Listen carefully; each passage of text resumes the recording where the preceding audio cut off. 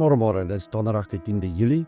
Dis koud as gister hier op die Weskus vanoggend. Windstil, maar daardie soort stilte waar mense net stil wil raak saam met dit.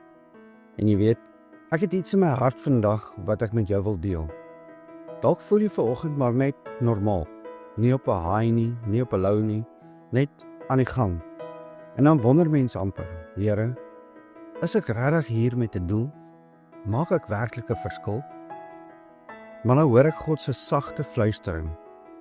Julle het my nie uitverkies nie, maar ek het julle uitverkies. Hy het jou gekies. Jy is nie net 'n nommer of 'n naam op 'n lys nie. Jy's sy kind, sy plan, sy eie. En die Griekse woord wat gebruik was eklegomai. In Grieks beteken dit om doelbewus uit te kies, spesifiek vir 'n roeping.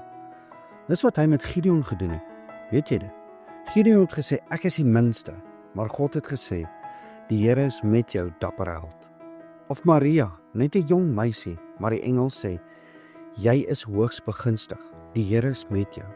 En Petrus, die visserman, maar Jesus sê, kom agter my aan, ek sal julle vissers van mense maak. Hoor mooi, jy is hier vandag op hierdie oomblik met 'n doel. Jy is nie net toevallig op die aarde nie. So as jy voel, ek is nie op 'n geestelike hoë nie, dis oukei, jy hoef nie, jy moet net getrou wees. Kom ons bid saam. Here Jesus, dankie dat U my gekies het, nie oor wie ek is nie, maar oor wie U is. Ek gee my gewone dag vir U, want ek glo U kan dit buitengewoon gebruik. Gebruik my oë, my woorde, my hart. Ek is hier vir U, Here.